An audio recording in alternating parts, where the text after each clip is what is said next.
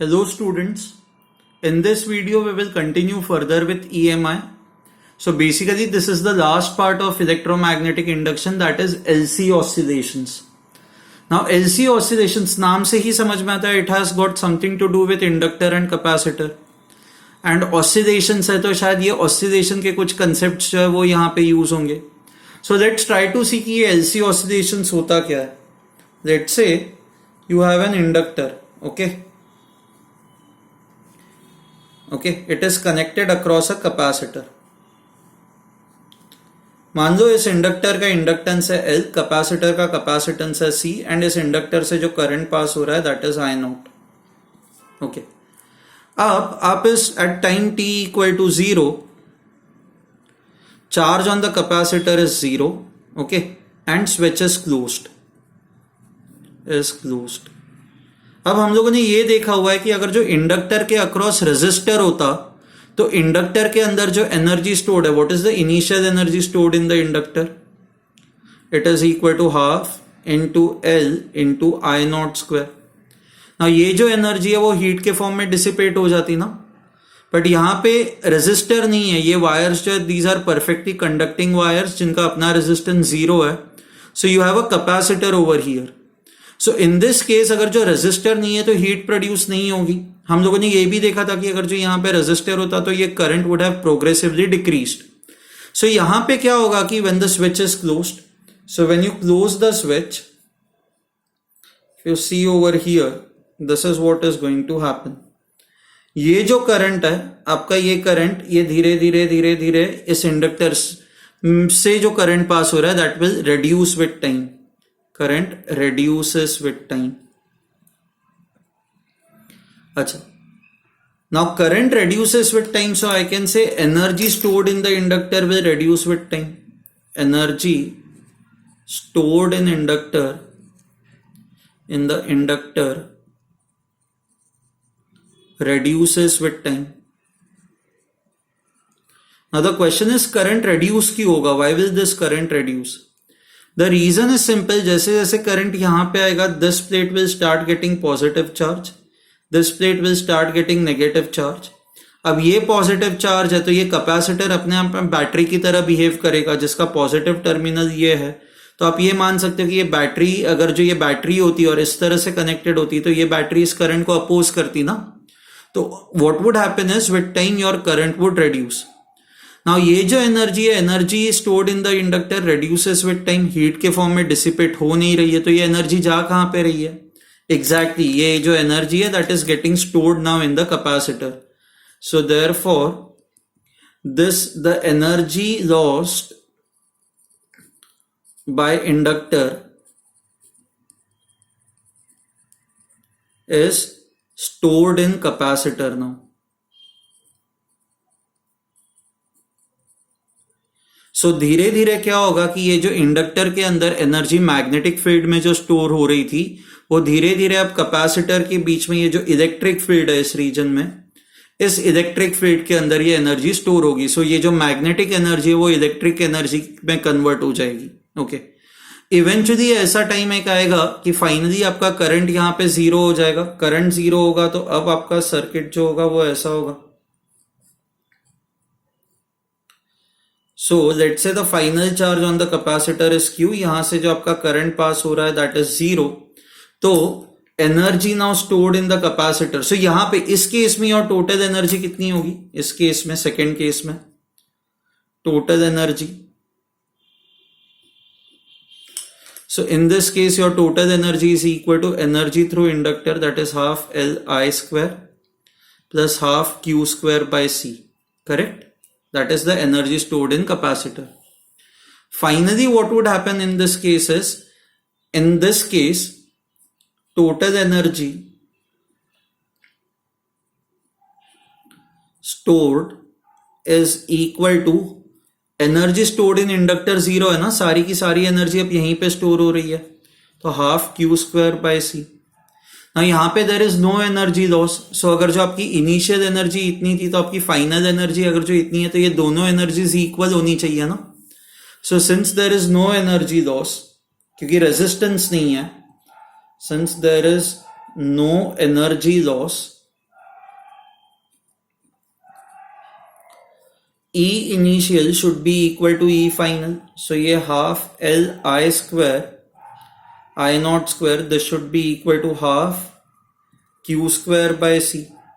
So इससे आपको ये Q is basically the maximum charge, right?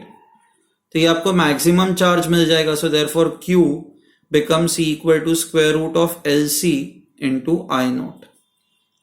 This is the maximum charge that can be stored in capacitor. Okay, so LC oscillations के अंदर क्या होता है? LC oscillations के अंदर when you have L and C connected across each other, energy जो होती है वो एक कंपोनेंट से दूसरे कंपोनेंट में ट्रांसफर हो जाती है. अब क्या होगा? ना ये चार्ज कैपेसिटर है, this will behave like a battery. तो ये क्या करेगा? वो यहां से करंट ऐसे भेजना स्टार्ट करेगा ना. करंट भेजना स्टार्ट करेगा तो this is what would happen.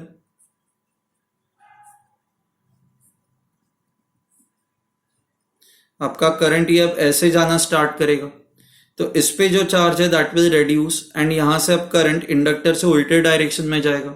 So again at all points of time your total energy is going to remain same. So अब energy stored would be equal to half Q square by C and half L I square. अच्छा, अब एक ऐसा stage आएगा जहां पे ये जो कैपेसिटर है ये पूरी तरह से डिस्चार्ज हो जाएगा. पूरी तरह से डिस्चार्ज हो जाएगा तो अब आपका जो करंट यहां पे होगा, सो अब कैपेसिटर के अंदर कोई एनर्जी नहीं होगी. Capacitor would be completely discharge. तो सारी की सारी एनर्जी इंडक्टर के अंदर स्टोर्ड होगी. तो इनिशियली अगर जो करंट आपका आई नॉट था तो फाइनली भी आपका इस केस में करंट आई नॉट ही होगा. जस्ट दैट करंट ये उल्टे डायरेक्शन में होगा. अब क्या होगा? वापस ये करंट जो है ये धीरे धीरे धीरे इस प्लेट को चार्ज करना स्टार्ट करेगा. Correct. So now this plate will start getting charged. Okay, and current ये डायरेक्शन में आपका reduce होता जाएगा. Finally ऐसा होगा कि आपका current zero हो जाएगा and entire energy will be stored in this capacitor. So you will have this kind of a scenario.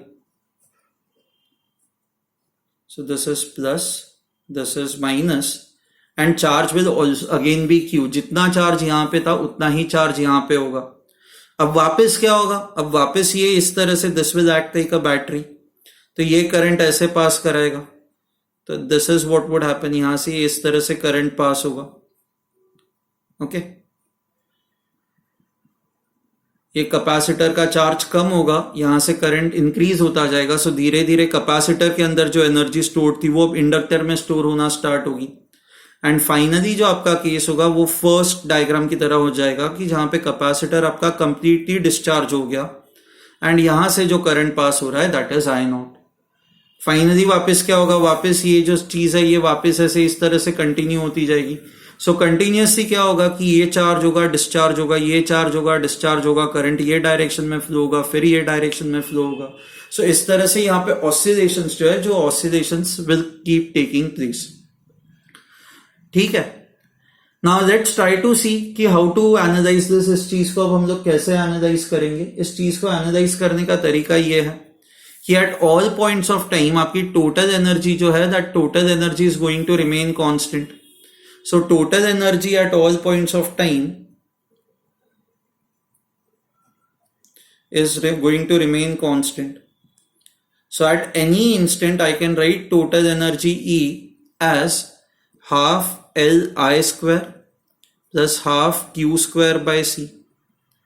अच्छा, आपका करंट इज वेरिंग, आपका charge is varying. Okay, but आपका लेफ्ट हैंड साइड कांस्टेंट है. So if I take a derivative with respect to time तो what will I gate?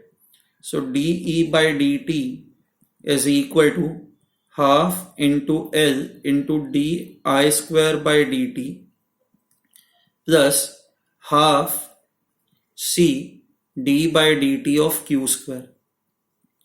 So आपका left hand side would be equal to 0, right hand side ये 2 बाहर आ जाएगा तो this will be L I square का derivative will be equal to 2I. So 2 बाहर इसके साथ कट होगा, this will be DI into DI by dt plus ये Q स्क्वायर का डेरिवेटिव 2Q होता है, 2 इसके साथ कट होगा, so this will be Q by C into DQ by dt. Correct? This is what you are going to get. Fine? Okay. So let's go on to the next page now.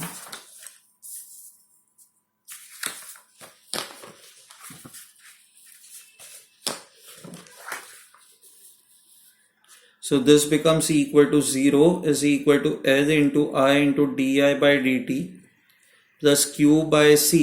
dq by dt को आप current लिख सकते हो. अब सब जगह से current को डिवाइड कर दो तो you will get this as 0 L di by dt plus Q by C. Okay. Now current can be written as dq by dt ना, तो आप इसको ऐसे लिख सकते हो L into d by dt of current, that is dq by dt plus Q by C.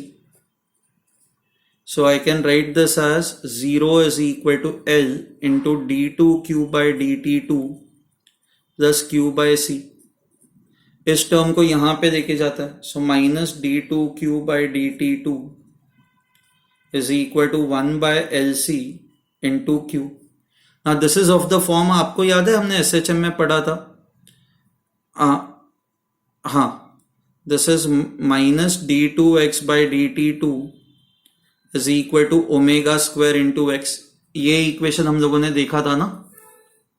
So if you compare the two equations, आपकी जो angular frequency होगी that will be equal to 1 by LC. यहां पे generally equation क्या होता है, x is equal to a sin omega t plus the initial phase. तो similarly यहां पे ये सेम इक्वेशन आपको चार्ज में मिल जाएगा. q is equal to amplitude के जगह पे this will be q max, that is capital Q into sin omega t plus your initial phase. How will you find out your initial phase? Initial phase हमेशा होता है sin inverse initial position upon amplitude. तो यहां पे it will be initial charge Q naught upon your amplitude Q. ठीक है. And आप ये मैक्सिमम चार्ज कैसे निकाल सकते हो, तो आपको मैक्सिमम चार्ज निकालने के लिए आपको ये टोटल एनर्जी का कंसेप्ट यूज करना है. सो जो भी आपने इनिशियली टोटल एनर्जी निकाल लो एंड फिर वो बोलो कि टोटल एनर्जी जब चार्ज मैक्सिमम होगा तब वो सारी की सारी एनर्जी जो है वो इस कैपेसिटर में स्टोर्ड होगी. So what you can say is to find Q max, find out total energy. Let's say आपकी ये टोटल एनर्जी जो है that is E, and then equate and then say कि हाँ ये टोटल एनर्जी सारी की सारी कैपेसिटर में स्टोर्ड होगी जब चार्ज मैक्सिमम होगा, तो half Q max square by C. So आपका जो Q max होगा that will be equal to 2 into C into total energy इसका स्क्वायर रूट.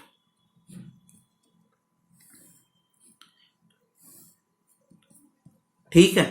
अब अगर जो आपको किसी भी पॉइंट ऑफ टाइम पे सर्किट के अंदर करंट निकालना है तो हमें ये पता है कि करंट कितना होता है, your current is equal to dq by dt. So आप अगर जो इसका डेरिवेटिव लोगे तो you will get this as q into omega into sine omega t. Sine नहीं होगा, अब साइन का डेरिवेटिव आप लोगे ना, तो you will get this as q into omega into cos omega t plus 5. So ये जो आपका टोटल करंट है I, this is equal to Q into omega into cos of omega t plus 5. This is the current in the circuit at any point of time. Now ये जो term होता है this will represent the maximum current. So आपका जो maximum current है circuit के अंदर ये होगा Q into omega, where Q is your maximum charge.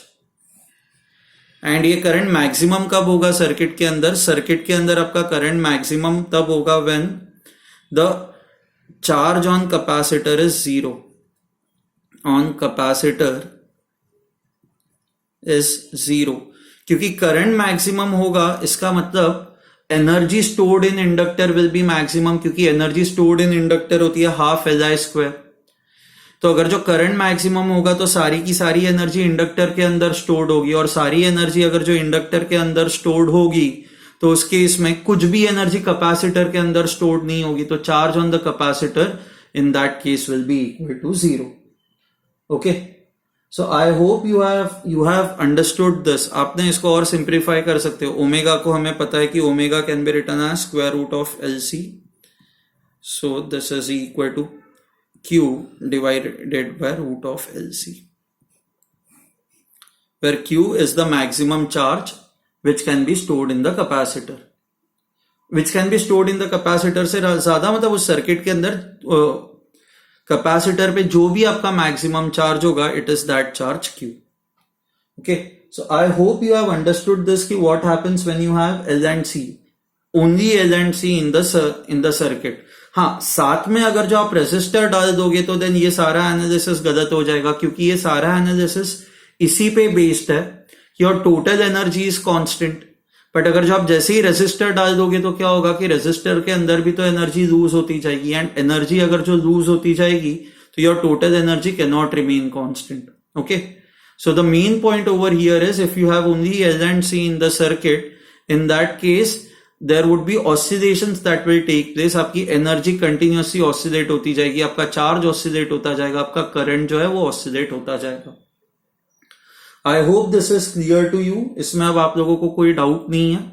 I send solid examples. आपको उन सॉलिड एग्जाम्पल्स के you have to go through दो solid examples. Okay, and then फिर हम लोग डिस्कस करेंगे. ओके, ठीक है, चलो देन, बाय एवरीवन.